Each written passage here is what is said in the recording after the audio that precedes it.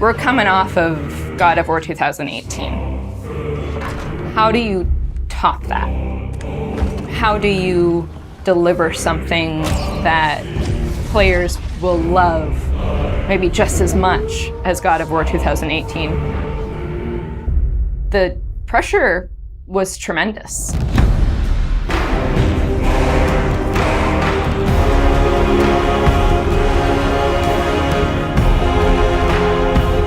My name is Ariel Angelotti, and I am the senior producer for narrative. My name is Richard Gobert. I'm the story lead for God of War Ragnarok. I'm Jody Kupsko, and I'm the supervising dialogue designer. It's my job to shape the story along with our writing team, our narrative director, and game director. As a producer, it's my job to help build a team to create that content, to own the schedule in realizing that content. I oversee the dialogue production throughout the entire titles. Every line of dialogue that you hear, every human vocalization and effort and grunt, our team touches. So I'm a man now, like you? No. We are not men. We are more than that. The responsibility is far greater. In the story of God of War 2018, we find Kratos seemingly having turned over a new leaf in the Norse lands. He lives a quiet life, hidden in the woods with his wife Faye and their son Atreus. And the story starts with them mourning her death. And we learn that she made a final request before she passed away. She wanted them to spread her ashes from the highest peak in all the 9 realms. He's scared of being a bad father, a bad influence, and as a result, it's made him an absent father. His greatest fear is that he's passed that evil that's inside of him onto his son. You are too quick to temper. You are rash, insubordinate, and out of control. This will not stand. You will honor your mother and abandon this path you have chosen. It is not too late. They befriend Freya, who is an exiled Vanir goddess who used to be married to Odin. They meet Mimir, the self-proclaimed smartest man alive, who serves as their guide and their confidant. And they meet the Holdra brothers, Brock and Sindri, who are world-class weaponsmiths who end up their main source of upgrades and equipment. Now, among the enemies they make are the Aesir gods, whose leader is none other than Odin, someone we never meet in God of War 2018, but who casts a very long and dark shadow over the 9 realms. There are consequences to killing a god! Why? How do you know? How do you know? After many adventures, Kratos and Atreus end up fulfilling Mom's wishes, and over the course of that journey, they find out more about each other and about themselves, and finally find a common ground between them. They become the close family unit that Faye hoped that they would become. In God of War Ragnarok, we fast forward a few years, and little Atreus is now a teen, and they're back to hiding out in their home in the woods in Midgard. During the course of the previous game's events, they were forced to kill Odin's grandchildren, Magni and Modi, the sons of Thor. Thor does a lot of the lion's share of Odin's dirty work, and as a consequence, he's a very violent, unstable personality. At the end of the last game, they were also forced to kill Balder, the son of Odin and Freya, and that has its own set of consequences. He was a very powerful chess piece for Odin, one that Odin is incredibly bitter about losing. Freya has vowed vengeance against them for the killing of her son. Kratos and Atreus didn't want to kill him, they were friends with Freya, but Balder tried to kill her in front of them, and Kratos had no other option in the moment but to kill him to save Freya's life, even though it meant losing Freya's friendship.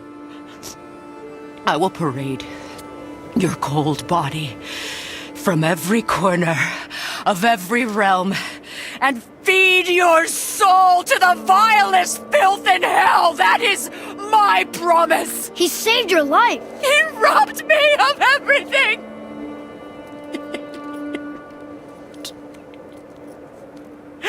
Everything.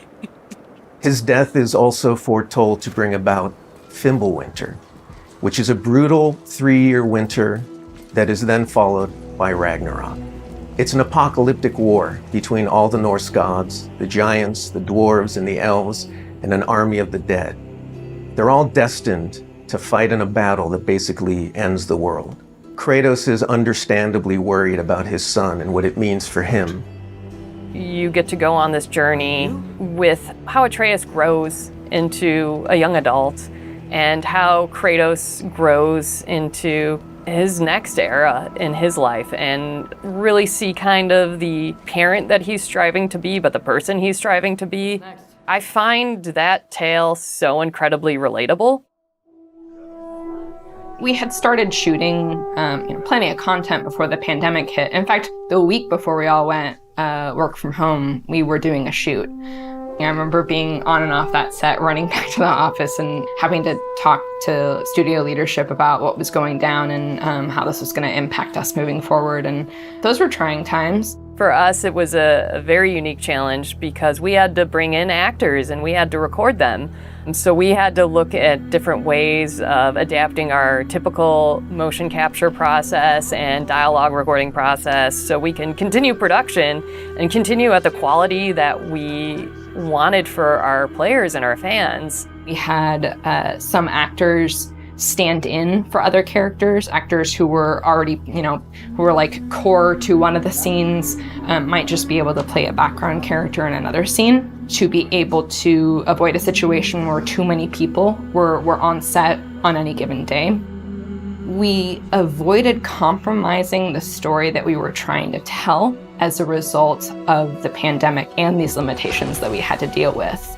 There were no cinematics that we changed. We still have the same characters in them in the final game. We just had to get a bit creative with how we shot the content. Our actor for Atreus, Sonny, is a teenage boy, and his voice changed dramatically throughout the several years on this title. I don't want to fight anyone.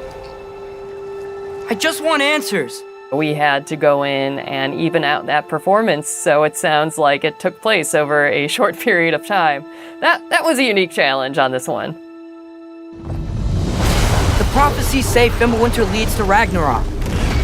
War is coming. Whether the Norse saga was going to be a trilogy or just 2 games was something we debated a lot. There were obviously pros and cons for either approach. So we waited for Cory Barlog to weigh in, and he did, and he said, let's do it in 2. The consequence to that is, how do you wrap up the story in one game and do Ragnarok justice? How do we lead up to that and then have a big moment at the end of the game and wrap up all those loose threads? This game is bigger than what we initially envisioned. There's a lot of important story moments that we needed to cover. There are more characters that we follow the threads of. And ultimately, it ends up feeling big and epic because there is a lot there for people to enjoy. I am very excited for folks to see this final chapter. A lot happens. We put our characters through the ringer, but we also bring them closure and we provide answers to a lot of the questions the first game posed. Just all of the new combat that we're doing and the new interactions. There's a lot of stuff that's happening in this title that I think people are going to have fun with. We all have our own personal Ragnaroks to deal with. And this story is about how you process that, how you own it, and how you make it a part of yourself and grow from it. I mean, we set some stuff up at the end of last game. There's going to be some consequences this game. We're going to see how things play out between Freya and Kratos. We're going to see how the evolution of the family relationship continues. You got Brock and Sindri, the dwarves, who are kind of part of your makeshift family now. And there's going to be some other characters that we introduce that may be going to disrupt the balance a little bit. I can't wait until players get their hands on the game or are able to experience how the story unfolds for themselves. We have, I think, an incredibly well-rounded game. Very satisfying combat, beautiful and rich environments to explore, outstanding character art, a lush and moving soundtrack and soundscape. It's the work of hundreds of very dedicated artists, and they all have their own stories to tell.